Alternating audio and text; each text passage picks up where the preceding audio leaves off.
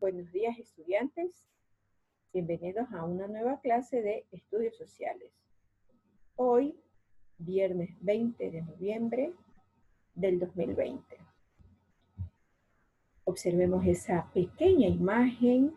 Vemos muchas manos y un símbolo universal para los que creemos en Dios, para los que creemos en esa cruz. ¿Qué significa la cruz?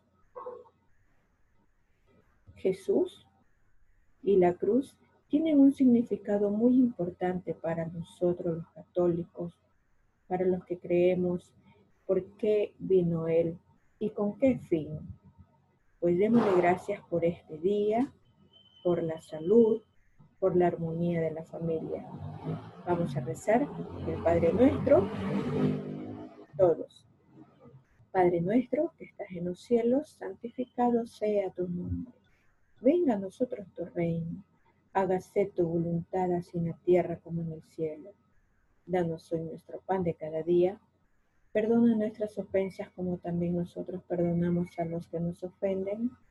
Y no nos dejes caer en tentación y líbranos del mal. Amén. En el nombre del Padre, del Hijo y del Espíritu Santo. Amén.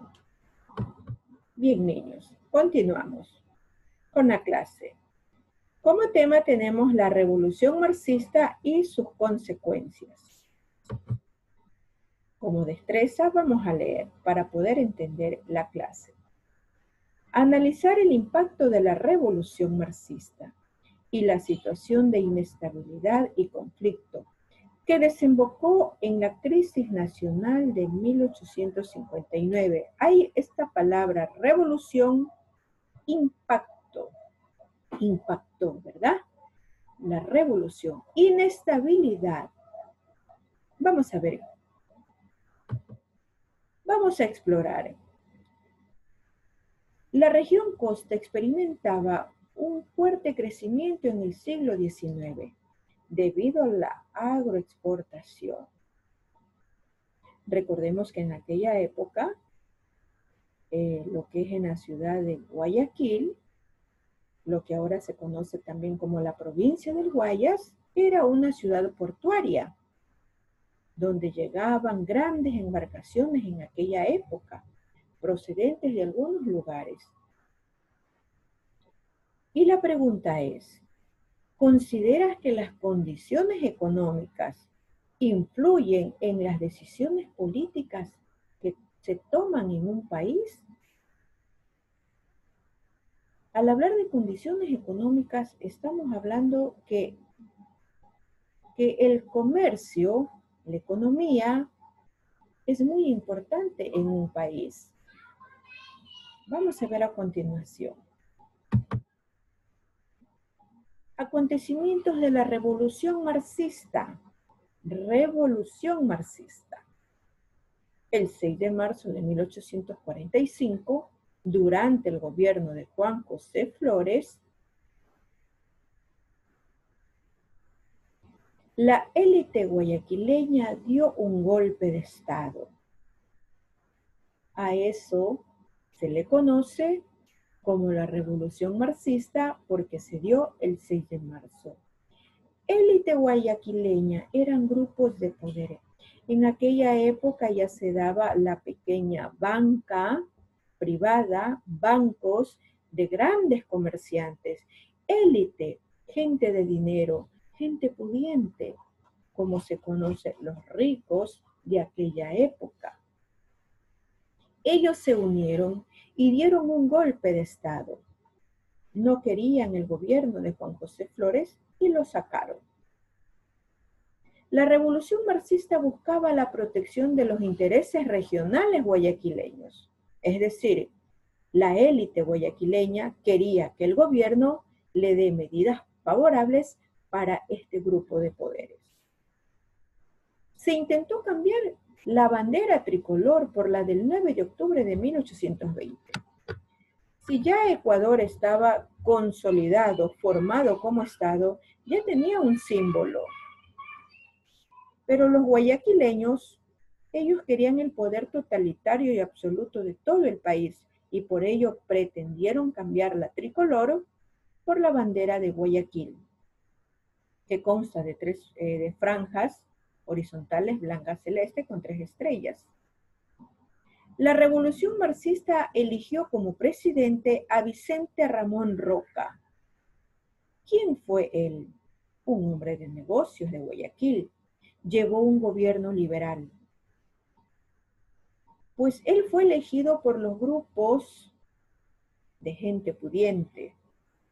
Ellos lo eligieron como presidente, mas no el pueblo, democráticamente, miren.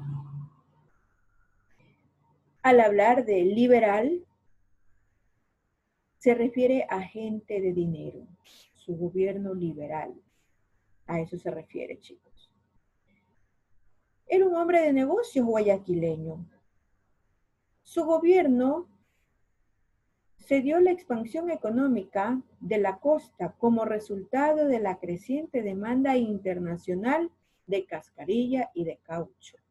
Cascarilla es una planta medicinal nuestra, nativa de nuestro país, que se le exportaba a los países europeos donde la gente se enfermaba mucho de la malaria.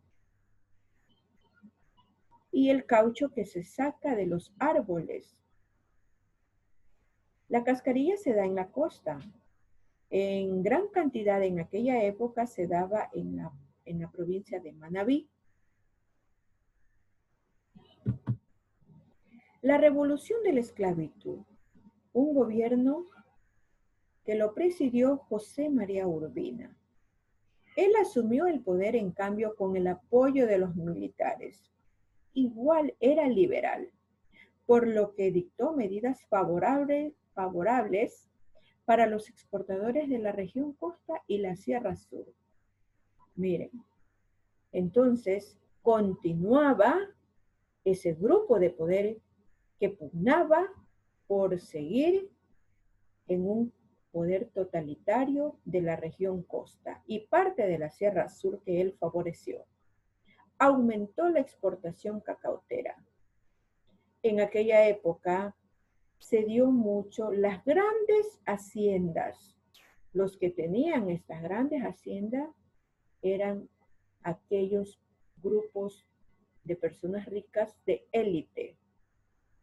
Se lo conoció al cacao en aquella época, se lo denominaba como la pepa de oro, porque se daba en gran cantidad la exportación y hasta el día de hoy se exporta el cacao y es de una buena calidad por su aroma. Y también era la cascarilla. Aquí miren, planta que servía para combatir la malaria. Promulgó la abolición de la esclavitud en el año de 1851. Es decir, él decía, no queremos esclavos.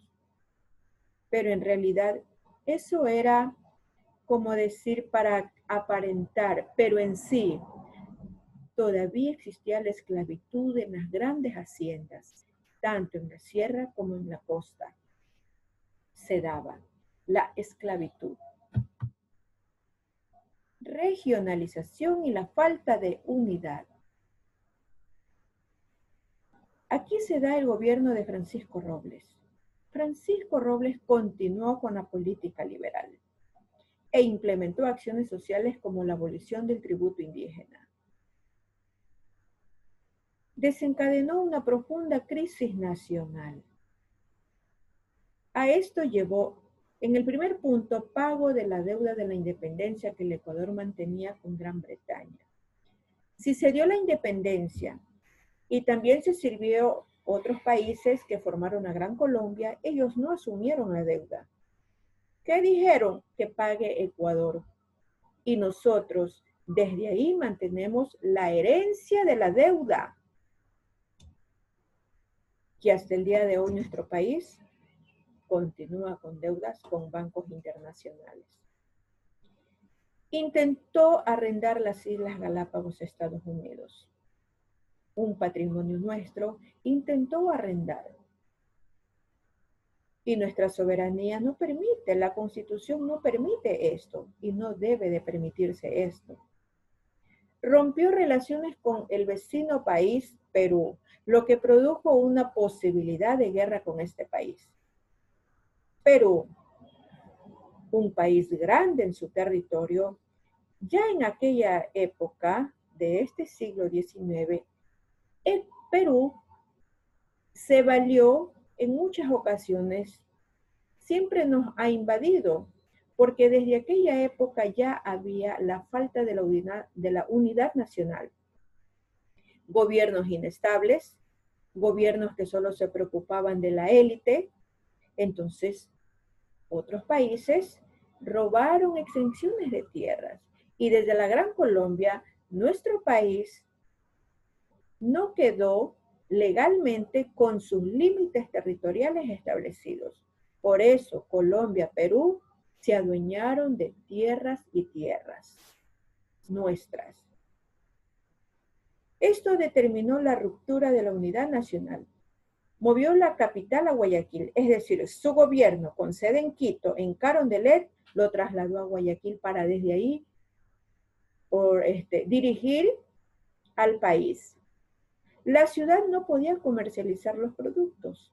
La región andina pugnaba por recuperar el poder político, es decir, la sierra no estaba de acuerdo con estos presidentes que se eligió en la costa por los grupos de élites de aquella época. Entonces, la destreza se relaciona con todo esto. Esta revolución con estos presidentes que tuvimos desde aquella época no supieron manejar la economía en lo social y lo político a nuestro país. Bien, chicos, como tarea tienen en la plataforma, pues deben de leer para poder realizar la tarea con una buena letra y redactada a mano. No les canso más y que tengan una linda tarde.